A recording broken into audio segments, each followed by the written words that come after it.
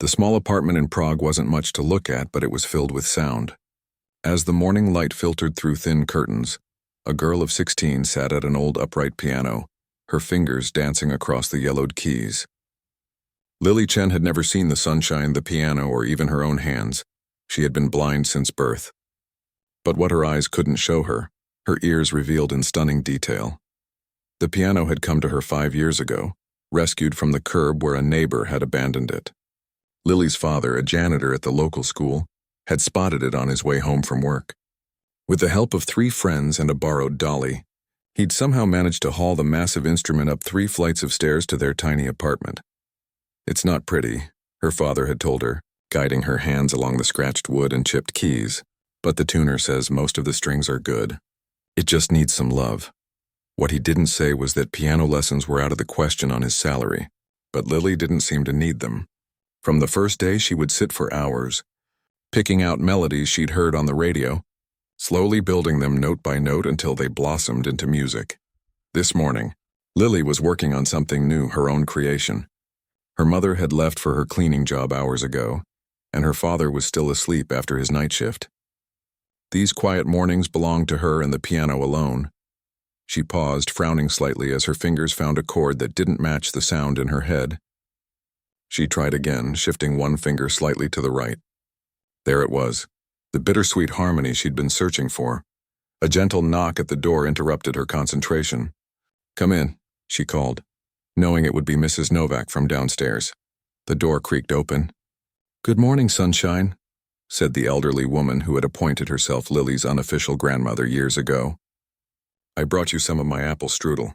Still warm?" The sweet cinnamon smell filled the room, and Lily smiled. "Thank you. I was just working on a new piece."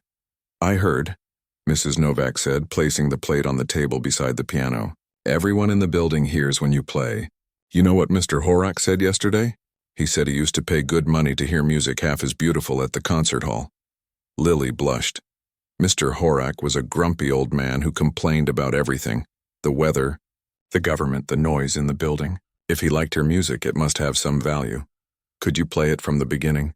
Mrs. Novak asked, settling into the worn armchair by the window. "My old bones need some beauty today." Lily nodded and placed her hands back on the keys. She took a deep breath and began to play. The melody started simply, like raindrops falling one by one. Then it gathered momentum, becoming a stream, then a river of notes that flowed through the small apartment. Lily didn't read music, couldn't read it, but in her mind she saw colors when she played. This piece began with pale blues and silvers, then deepened into rich purples and golds as the harmony grew more complex. When she finished, she heard Mrs. Novak sniffling. "Child, that was like listening to your heart speak. Where did you learn such a thing?" Lily shrugged. "I didn't learn it anywhere. I just hear it in my head and then I find it on the piano." "Well, it's a gift," Mrs. Novak declared. "A true gift." After Mrs. Novak left, Lily's father emerged from his bedroom, his heavy footsteps familiar and comforting on the creaky floorboards. "Was that a new one?" he asked, his voice still rough with sleep. She heard him pouring coffee into his chipped mug. "Yes, do you like it?" "Like it, little bird, I love it. But I don't understand how you do it. Neither your mother nor I can carry a tune in a bucket." Lily laughed. It was true. Her parents appreciated music but couldn't create it. Her father had a collection of old vinyl records he'd gathered over the years from secondhand shops. Classical, jazz, folk songs from around the world. On his days off, they would listen together, and he would describe the instruments to her, the way the musicians looked, the history behind the compositions. "Mr. Bean stopped me in the stairwell yesterday," her father said casually, though there was an undercurrent of excitement in his voice. "The music teacher?" Lily perked up. "Mr. Beans taught at the local high school and lived on the first floor. He always said hello to her, his voice kind and smelling faintly of mint." "Yes. He said he's been listening to you play for months now. He asked if you might be interested in meeting a friend of his who teaches at the conservatory." Lily's heart skipped a beat. The Prague Conservatory was a prestigious music school. She'd heard about it on radio programs, knew that famous musicians had studied there. But, she began, suddenly unsure. "We can't afford—" "Don't worry about that now," her father interrupted gently. "Mr. Beans just wants you to meet his friend. No commitments." He thinks you have something special, Lily. I think so too. 2 days later, Lily found herself sitting in Mr. Beans's apartment, her hands folded nervously in her lap. The air smelled of coffee and old books. A clock ticked steadily somewhere to her right. She'll be here any minute, Mr. Beans said. Professor Svoboda is very interested in meeting you. Lily nodded, her throat too dry for words. She'd never played for a real music professor before. What if Mrs. Novak and her father were wrong? What if her music wasn't special at all? The doorbell rang and Lily straightened her simple dress, wishing she'd worn something nicer. Anna, come in, come in. Mr. Beanis's voice was warm with friendship. Light footsteps entered the room, accompanied by the subtle scent of lavender. This must be the young pianist I've been hearing so much about, said a woman's voice, gentle but confident. With a slight accent Lily couldn't place. Professor Svoboda. This is Lily Chen, Mr. Beans introduced them. Lily, Professor Anna Svoboda teaches piano at the conservatory. I'm pleased to meet you, Lily said, standing and extending her hand in the direction of the voice. A warm hand clasped hers. The pleasure is mine, Lily. Joseph has told me you have quite a gift. I just play what I hear in my head, Lily said, feeling her cheeks warm with embarrassment. The best musicians do, Professor Svoboda replied. Would you play something for me? Joseph has a lovely piano. Mr. Benes led her to the piano, newer than hers, the keys smooth beneath her fingers. Lily took a deep breath, trying to calm her racing heart. She decided to play the piece she'd been working on that morning when Mrs. Novak visited. As she began to play, the nervousness fell away. The music carried her, as it always did, to a place where her blindness didn't matter, where only sound and feeling existed. She lost track of time, forgot about Professor Svoboda watching her, forgot everything except the story she was telling through the notes. When she finished, the room was silent. Had she made a mistake? Played too long? Lily bit her lip, waiting. Extraordinary, Professor Svoboda finally said, her voice barely above a whisper. Absolutely extraordinary. And you've never had formal training? No, Lily shook her head. We couldn't afford lessons. She taught herself, Mr. Beans added. I've been listening to her progress for 3 years now. It's remarkable. More than remarkable, Professor Svoboda said. Lily, what you just played, did you compose that yourself? Yes, Lily admitted. I'm still working on some parts of it. She doesn't write anything down, Mr. Beans explained. She keeps it all in her head. Mozart was said to have done the same, Professor Svoboda said thoughtfully. Then more directly. Lily, I'd like to offer you lessons at the conservatory. Free of charge, Lily gasped. Free, but why? Because talent like yours comes along once in a generation, the professor said simply. And because music belongs to everyone, not just those who can afford expensive lessons. That evening, Lily sat with her parents at their small kitchen table as they ate dinner, telling them about the offer. She wants me to come twice a week, Lily explained, still hardly believing it herself. She says I have potential to perform someday. Perform? Like in concerts? Her mother asked, her voice a mixture of pride and concern. Maybe, Lily said, but first I need to learn properly. There's so much I don't know. What about school? Her father asked practically. Your regular studies are important too. Professor Svoboda said we can schedule lessons after school hours. She's very flexible. Lily hesitated, then added the part that still seemed like a dream. She also said there might be a scholarship available next year for full-time study at the conservatory. Her mother gasped. Full-time? But it's still a long way off, Lily assured her. I'd have to audition, compete with other students. Professor Svoboda just wanted us to know it's a possibility.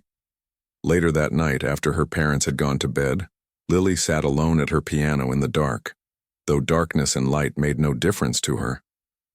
Her fingers hovered over the keys, not playing, just feeling the potential of the music waiting to be born. For the first time in her life, doors were opening. For the first time, someone outside her small circle of family and neighbors had recognized something valuable in her.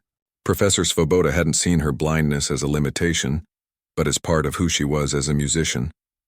Tomorrow, her real journey would begin. Tomorrow, she would start to learn the proper techniques, the history and theory behind the music she loved. But tonight, in this quiet moment, Lily allowed herself to dream of a future filled with music. Her music touching hearts beyond the walls of their small apartment. She placed her fingers on the keys and began to play softly, a new melody emerging, hopeful, questioning, and brave. 6 months passed quickly.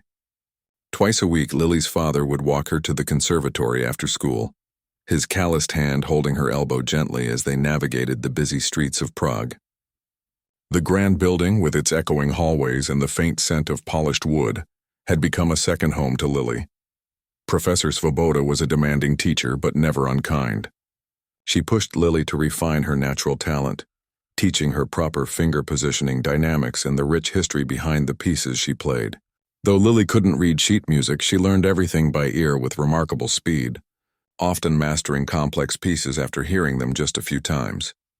"Your memory is extraordinary," Professor Svoboda told her one afternoon as they finished a lesson on Chopin. "But more than that, you understand the emotion behind the notes. Many students can play perfectly but miss the heart of the music." Lily beamed at the praise. These months of proper training had transformed her playing. The raw talent was still there, but now it had direction and purpose. Her own compositions had grown more sophisticated, incorporating techniques she'd learned from the masters. "There's something I want to discuss with you," Professor Svoboda said, as Lily packed up her things. "The famous pianist Victor Leonov is coming to Prague next month." Lily's fingers paused on the zipper of her bag. Even she knew that name. Victor Leonov was a legend, a Russian pianist who had won every major competition in the world. His recordings were bestsellers and his concerts sold out within minutes. "He's giving a masterclass here at the conservatory," Professor Svoboda continued. 20 students will be selected to attend. I've submitted your name." "Me?" Lily's voice came out as a squeak. "But I've only been studying formally for 6 months. The other students have been playing since they were 4 or 5, yes," Professor Svoboda finished for her. "But none of them have your gift, Lily. Victor is not just looking for technical skill. He's looking for something special, something unique." She paused. "Of course, it's entirely your choice. The masterclass will be very public with an audience." Lily bit her lip. The thought of playing in front of a crowd, especially with Victor Leonov watching, made her stomach clench with fear. But beneath the fear was a flicker of excitement. "Can I think about it?" she asked. "Of course, but not too long. I need to submit the final list by Friday." That evening, as her mother prepared dinner, Lily told her parents about the opportunity. A master class with Victor Leonov? Her father repeated, sounding impressed.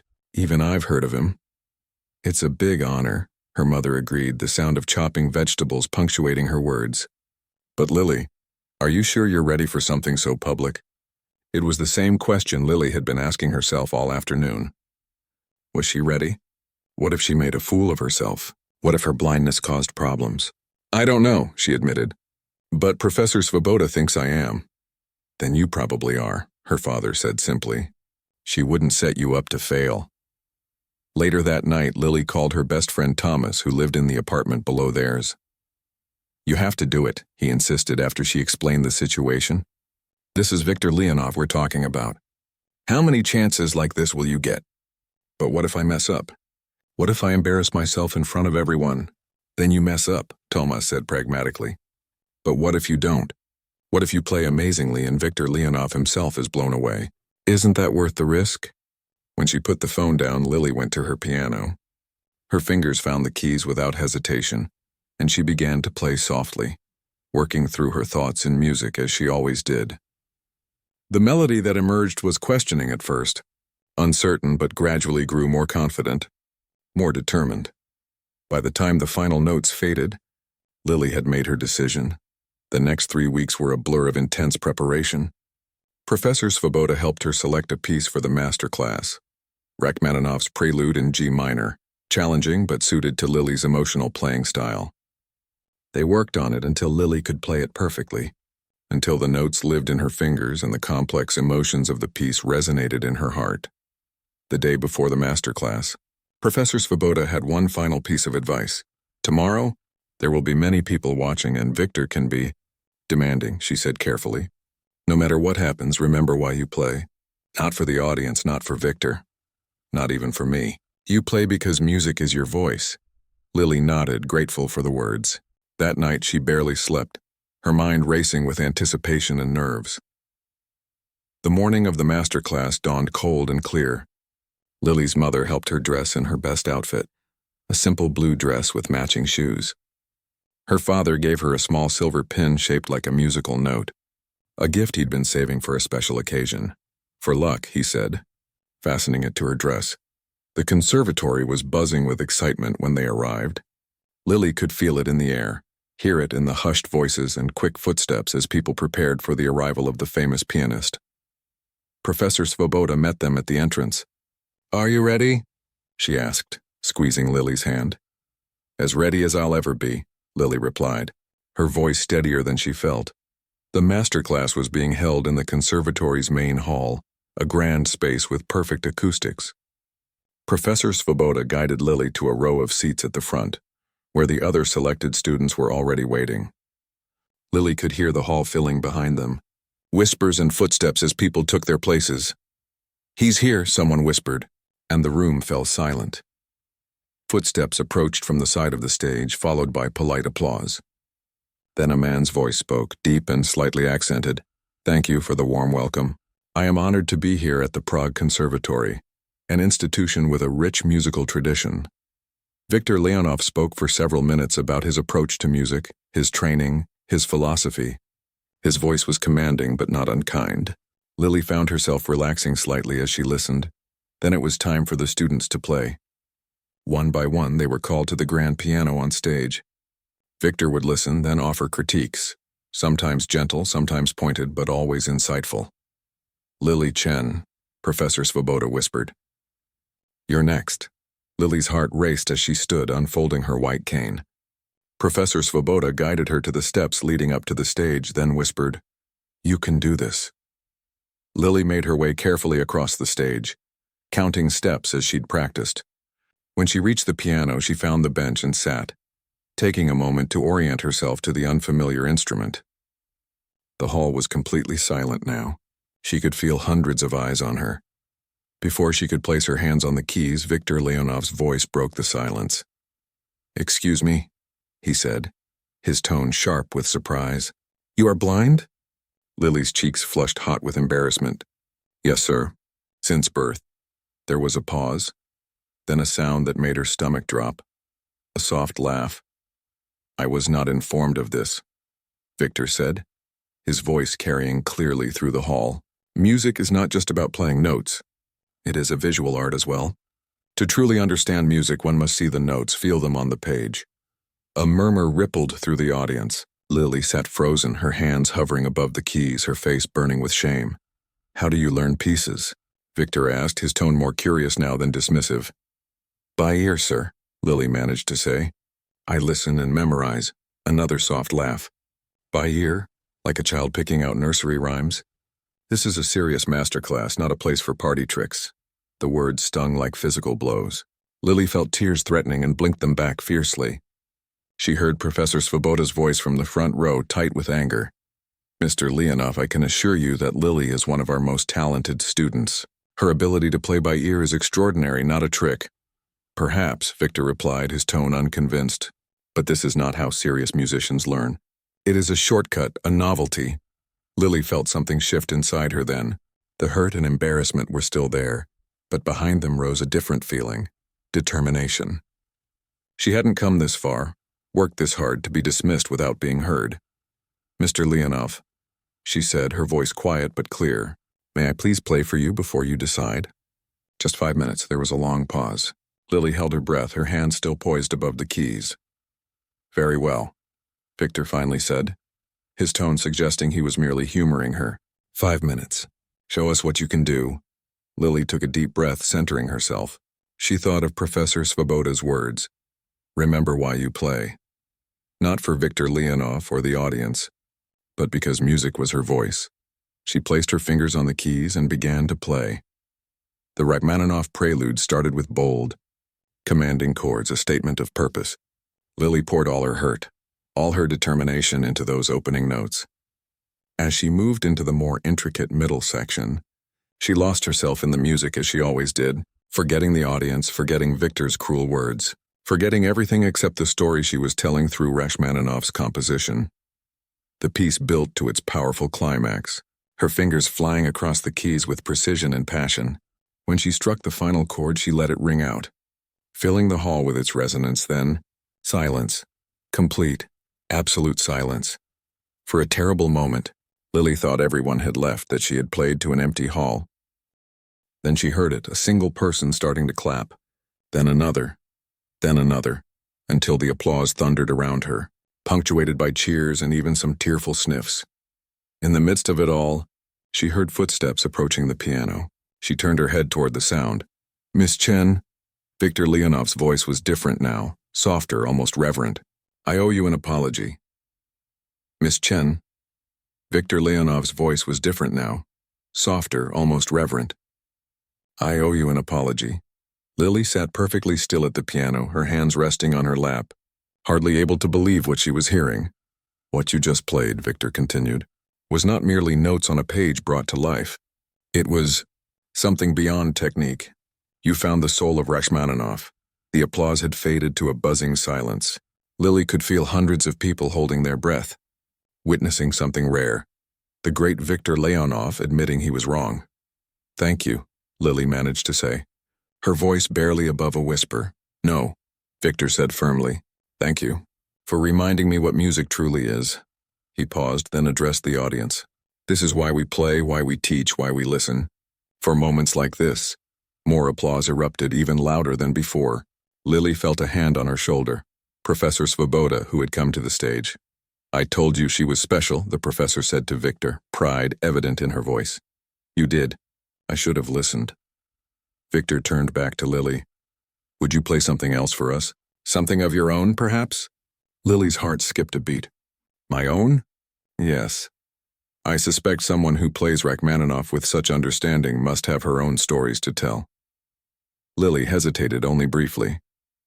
Her fingers found the keys again, and she began to play the piece she had been working on for months, the one that started with raindrops and grew into a river. As she played, she added new elements inspired by the moment, by the feeling of being truly heard for the first time beyond her small circle.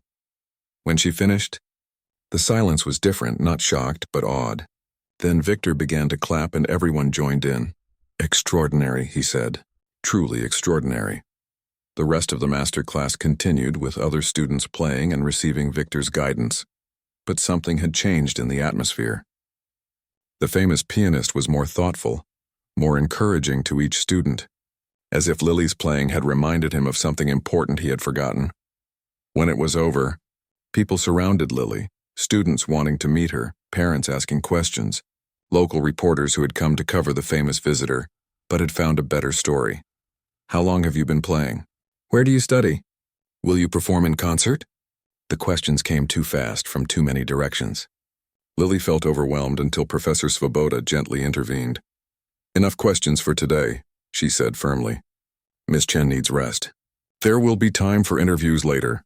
As the crowd reluctantly dispersed, Victor Leonov approached again. "Miss Chen, Lily, may I speak with you privately?" he asked. "Perhaps tomorrow? I would like to discuss your future." Lily's parents, who had watched the whole scene unfold with amazement, looked at each other.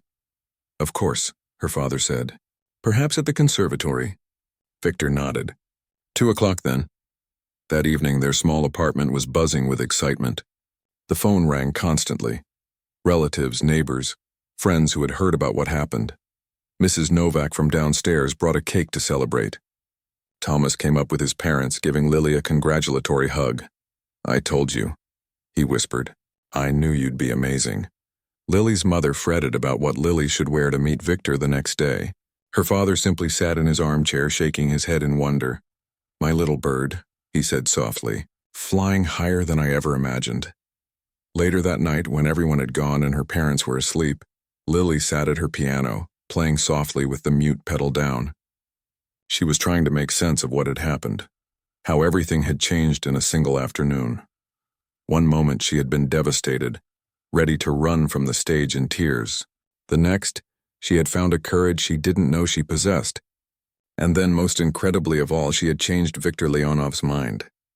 Not just changed it, but touched something in him that had affected how he treated all the students who came after her. She wondered what tomorrow would bring. What did Victor want to discuss about her future? Was it possible that doors were opening? Doors she had never even dared to imagine? The next day, Professor Svoboda met them at the conservatory entrance. "There's been a change of plan," she said, sounding excited. "Victor doesn't just want to meet with Lily. He's arranged for several people to hear her play, the conservatory director, the head of the Prague Symphony, and a representative from Harmony Records." Lily's knees felt suddenly weak. "A record company?" "But I'm not ready for—" "You are ready," Professor Svoboda interrupted gently. "More than ready. What happened yesterday wasn't just about proving Victor wrong. It was about showing everyone, including yourself, what you're capable of." They were led to the conservatory's recital hall, a smaller, more intimate space than the main hall where the master class had been held. Lily could hear voices as they entered. Several people in conversation, their tones serious but interested. "Ah, here she is." Victor's voice rose above the others. "Ladies and gentlemen, may I present Lily Chen." Formal introductions were made. The conservatory director, Mr. Dvorak, had a deep, resonant voice. The symphony director, Mrs. Keller, spoke with brisk efficiency. The record company representative, Mr. Petrov, had a slight American accent. "We've heard a great deal about your performance yesterday," Mr. Dvorak said.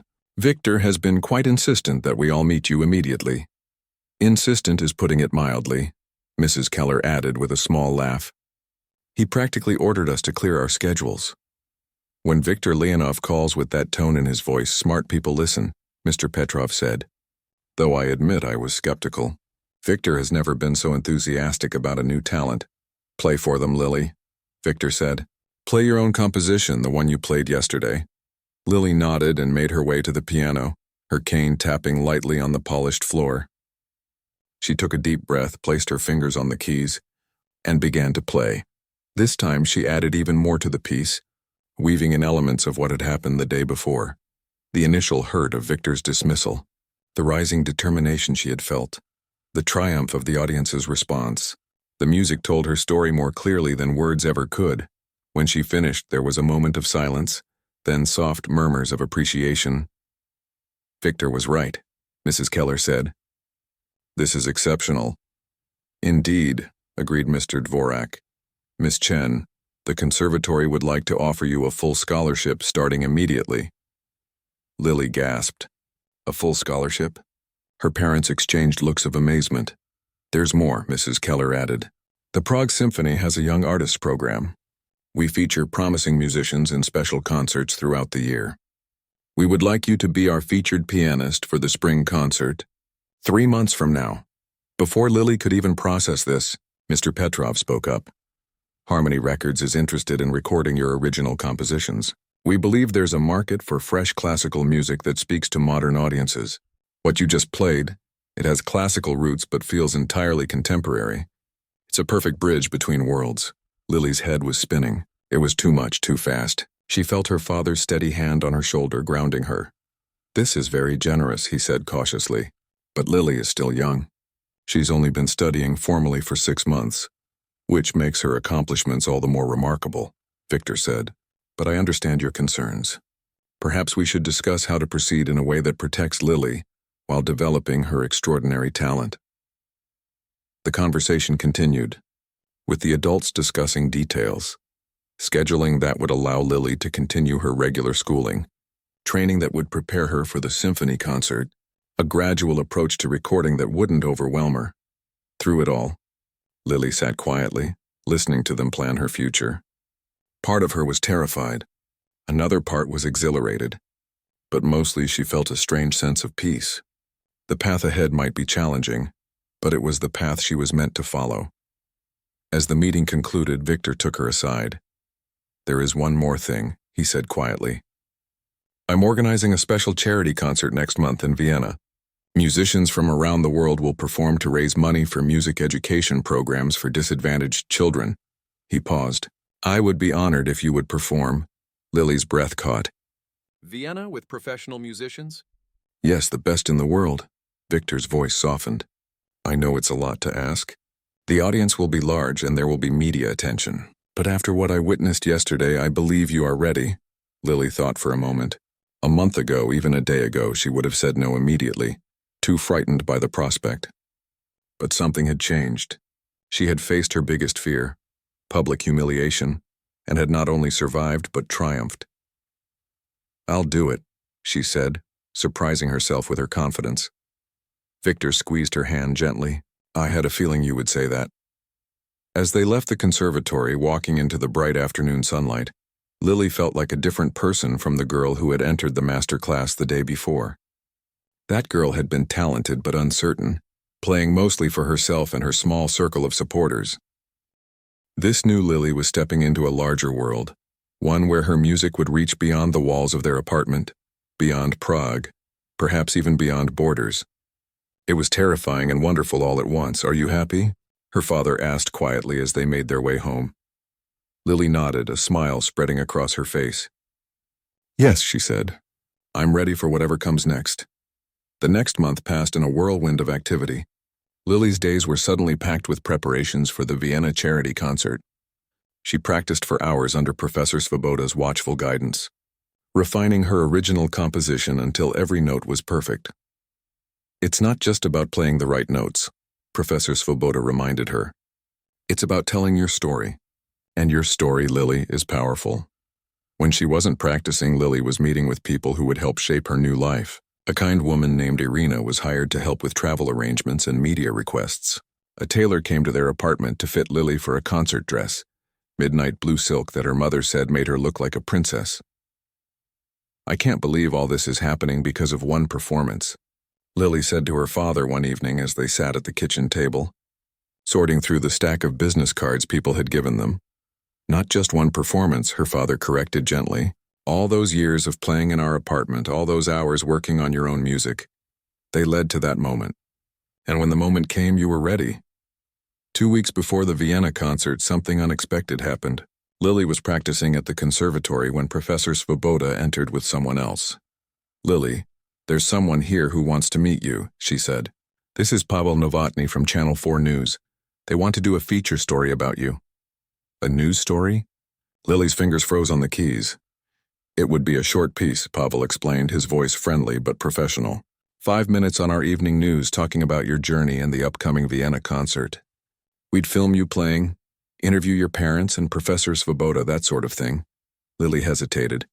She had gotten used to the idea of performing, but being on television was something else entirely. "You don't have to decide right now," Professor Svoboda assured her. That night, Lily discussed it with her parents. "I'm not sure," she admitted. "What if people watch it and think I'm not that special?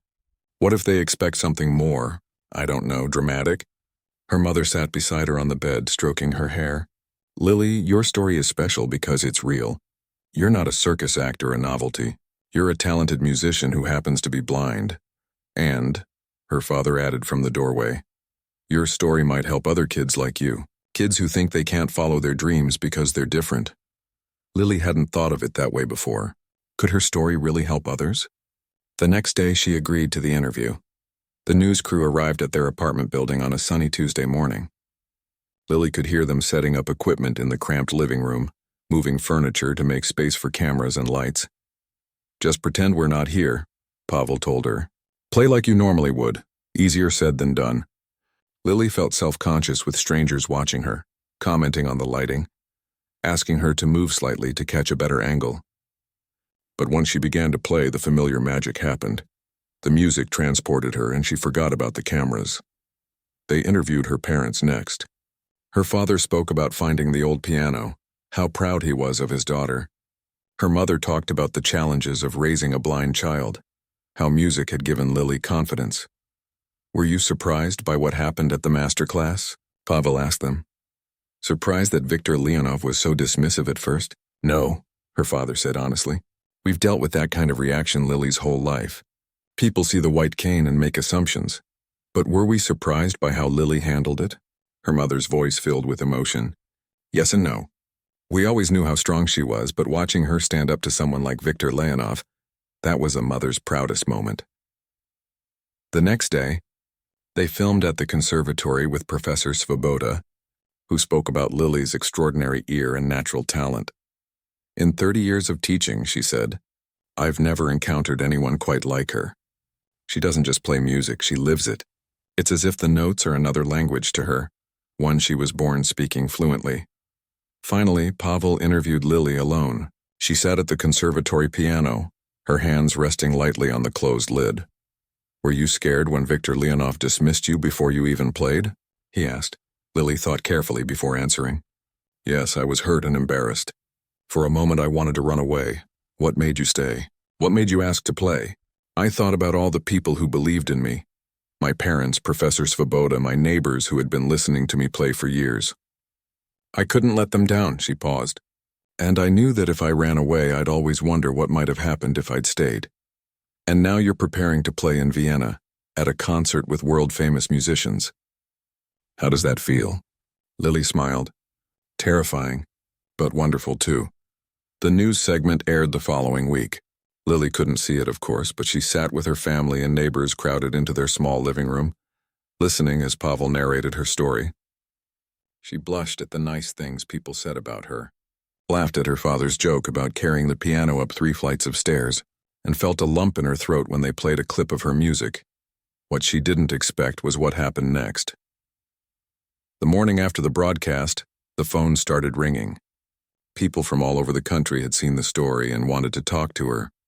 A girl from Brno, who was also blind, called to say Lily had inspired her to take up the violin again after quitting in frustration. A music teacher from Ostrava wanted to know what methods Professor Svoboda used to teach Lily. Most surprising of all, Victor Leonov himself called. "I've been getting calls from colleagues around the world," he told her, sounding amused. "They saw the news story, which has apparently gone international. Now they're asking how I discovered this amazing blind pianist." Lily laughed. "What do you tell them?" "The truth. That you taught me as much as I could ever teach you." He paused. "The Vienna concert has sold out. Word has spread about the remarkable young pianist from Prague who will be performing." Lily's stomach fluttered with nerves. "No pressure then," Victor chuckled. "You'll be magnificent. Just be yourself. That's more than enough." 5 days before the concert, Lily, her parents, Professor Svoboda, and Irina boarded a train to Vienna. It was Lily's first time leaving Prague, and though she couldn't see the changing landscape through the windows, she listened as her father described everything they passed. They arrived in Vienna in the late afternoon. A car was waiting to take them to their hotel, a luxury Lily had never experienced before. The room was spacious and elegant with soft, thick carpets that felt like clouds under her feet. "There's a fruit basket," her mother reported, walking around the room, "and flowers. And, oh Lily, there's a note for you." The note was from Victor, welcoming them to Vienna and inviting them to a rehearsal dinner that evening with the other performers. The restaurant was buzzing with conversation in multiple languages when they arrived. Victor greeted them warmly, then began introducing Lily to the other musicians, a cellist from Japan, a violinist from Italy, a famous soprano from America. They all spoke to her with respect, musician to musician, not with the condescension she had sometimes experienced. "We heard the story of your master-class confrontation with Victor," the American soprano told her, her voice warm with amusement. "It's already becoming a legend in music circles." "A legend?" Lily asked, surprised. "Oh yes, the great Victor Leonov, humbled by a teenage girl. It's delicious gossip," Lily blushed. "I didn't mean to humble him. I just wanted to play." "And that," said Victor, who had overheard, "is precisely why you did humble me. Your pure love of music, without ego or ambition, reminded me of why I became a pianist in the first place." The next day was the first full rehearsal at the concert hall. Lily was scheduled to perform in the middle of the program, after a string quartet and before a renowned jazz pianist. The stage manager guided her around the stage, helping her get a feel for the space, how many steps from the wings to the piano where the bench was positioned, how the acoustics worked in the grand hall. "We'll have a spotlight on you," he explained.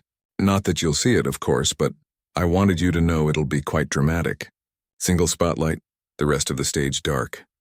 Lily nodded, trying to imagine what that would look like. Sometimes she wished she could see, just for a moment, to understand the visual world others experienced.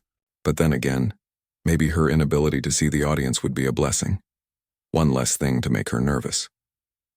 During her rehearsal time, she played her piece straight through, then worked on a few sections where she felt the timing could be improved. The stage manager and sound technicians listened attentively. "Beautiful," one of them said when she finished. "Absolutely beautiful." The night before the concert, Lily couldn't sleep. She lay in the hotel room, listening to her parents' soft breathing from the neighboring bed, her mind racing with a mixture of excitement and terror. What if she made a mistake? What if the audience didn't respond to her music? What if she tripped on her way to the piano? She slipped out of bed and sat by the window, feeling the cool night air on her face. Below on the street, she could hear late-night pedestrians, distant music from a cafe, the occasional car passing by. Vienna was alive, unaware that tomorrow would be the most important day of Lily Chen's life. Nervous? Her father's voice came softly from across the room. "Did I wake you? I'm sorry." "No, I was awake too." She heard him get up and join her by the window. "Big day tomorrow. What if I'm not ready?" she whispered. "What if I let everyone down?" Her father was quiet for a moment. "Do you remember when you were 7 and you fell down the stairs at school?" Lily nodded. She did remember. It had been terrifying, tumbling through darkness, not knowing when she would stop falling. "You broke your arm. The doctor said you'd need to be in a cast for 6 weeks. Do you remember what you asked me in the hospital?" "I asked if I could still play the piano," Lily recalled. "Yes. Not, why did this happen to me, or will it hurt, but can I still play? And when the doctor said you'd have to wait until the cast came off, you cried harder than when you actually broke the arm." He took her hand. "That's how I know you're ready. Because music isn't something you do, Lily. It's who you are." Lily leaned against her father's shoulder, drawing strength from his steady presence. "Thank you," she whispered. "Now try to get some sleep," he advised. Tomorrow you change the world. Concert day dawned bright and clear in Vienna. Lily woke early, her stomach tight with nerves. Today was the day. In just a few hours, she would perform for 2,000 people in one of Europe's most prestigious concert halls. Breakfast was a quiet affair. Her parents tried to keep the conversation light, but Lily could hear the tension in their voices too. They were nervous for her, proud of her, amazed by how far she had come in such a short time. "Whatever happens today," her mother said, squeezing her hand across the table, "remember that we love you, and we couldn't be prouder." They arrived at the concert hall 4 hours before the performance was set to begin. The backstage area was buzzing with activity. Musicians warming up, stage crew moving equipment, organizers giving last-minute instructions. Victor found them almost immediately. "Ah, the star of the show has arrived," he said warmly, taking Lily's hand. "How are you feeling?" "Like I might throw up," Lily admitted. Victor laughed. "Good. A touch of nerves keeps us sharp. But not too much. Come, I have something to show you." He led her through the backstage maze to a small practice room where a piano waited. "This is yours until the concert begins. I thought you might like a quiet place to prepare." Lily thanked him, grateful for the thoughtfulness. For the next 2 hours, she alternated between practicing sections of her piece and simply sitting quietly, focusing on her breathing as Professor Svoboda had taught her. At one point, there was a soft knock on the door. It was the Italian violinist who would be performing later in the program. "I hope I'm not disturbing you," he said. "I just wanted to wish you luck, and to tell you that your story, it has affected many of us deeply. To see someone so young face criticism with such grace and then prove herself through pure talent. It's inspiring," Lily blushed. "Thank you. That means a lot coming from someone like you." As the time drew closer, Irina arrived to help Lily change into her concert dress. The silk fabric felt cool and smooth against her skin. "You look beautiful," Irina told her as she arranged Lily's hair. Like a true artist, then it was time. Lily could hear the murmur of the audience through the walls. Thousands of people talking, taking their seats, rustling through programs. Victor appeared again. 10 minutes until curtain. Are you ready?" Lily took a deep breath. "As ready as I'll ever be." Her parents hugged her tightly. "You'll be amazing," her father whispered. "Remember why you play," Professor Svoboda added, echoing the advice she had given before the master class that had changed everything.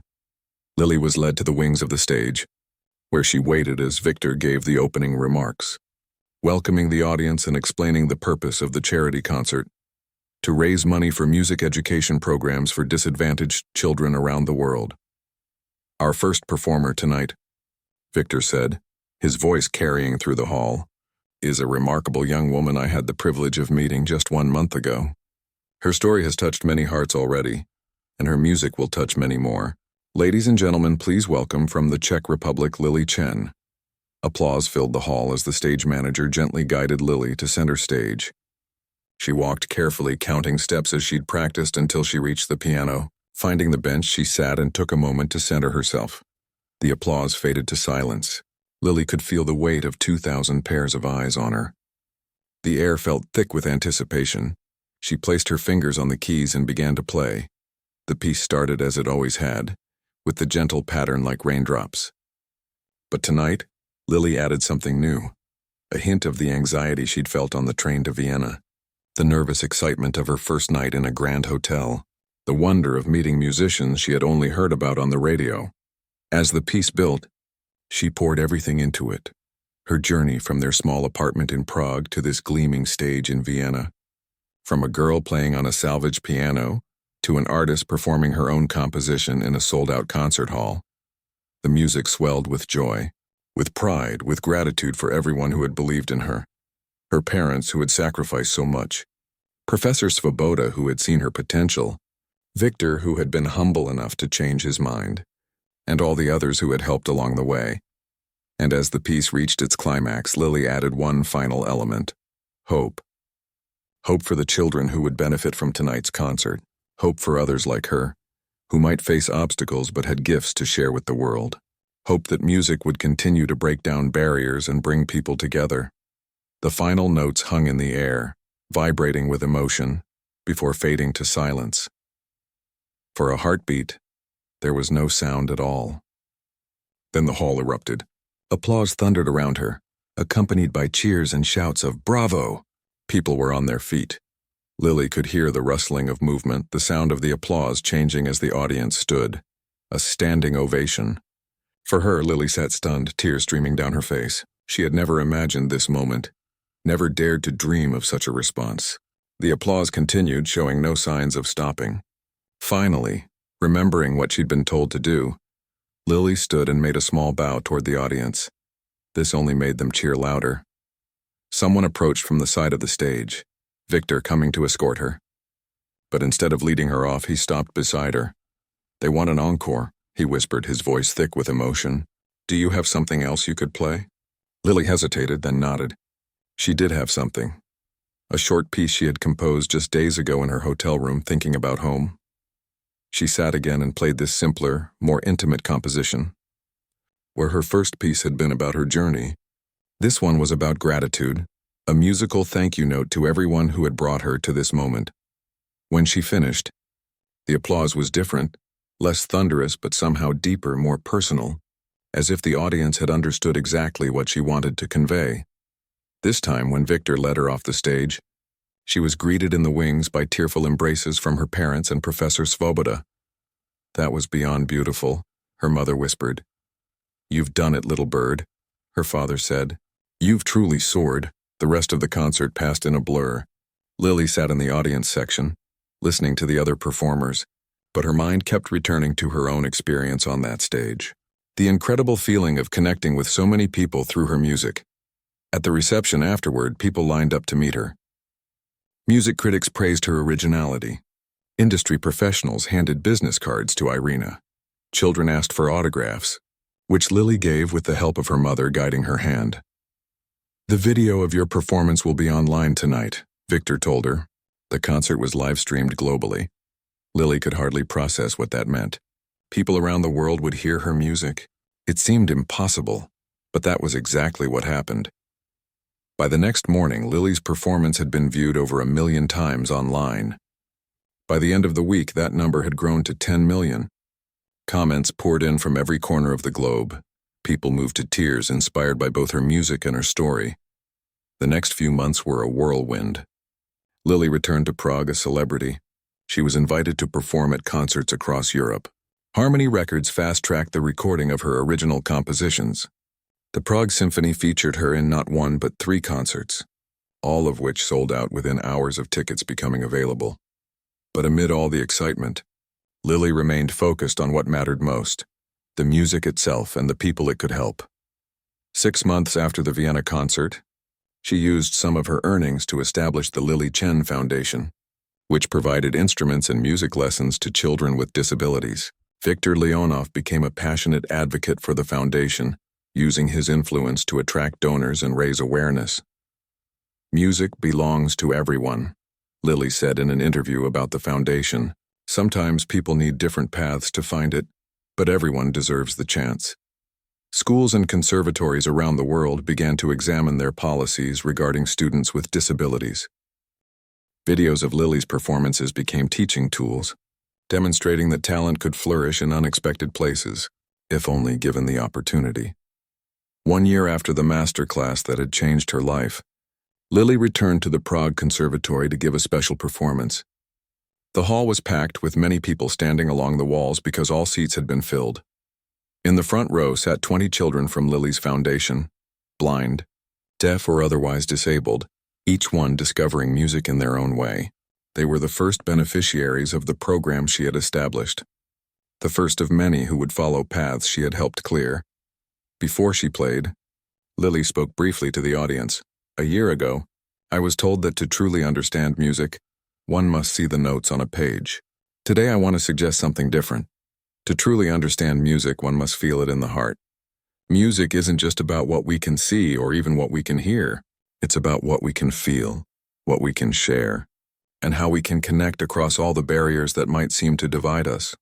She paused, letting her words sink in, then added with a smile, "And now, I'd like to show you what I mean." As her fingers touched the keys and the first notes filled the hall, Lily thought about how far she had come from the little girl playing on a salvaged piano in a tiny apartment. The journey had not been easy. There had been moments of doubt, of hurt, of fear. But there had also been courage, determination, and the unwavering belief that music could speak when words failed. And in the end, that belief had proven true beyond her wildest dreams. Her music had not only given her a voice, it had become a voice for others who needed to be heard. As Lily played somewhere in the audience, a young girl who had never dared to dream was listening and beginning to wonder if perhaps she too might have something valuable to share with the world. The circle was complete. The legacy had begun,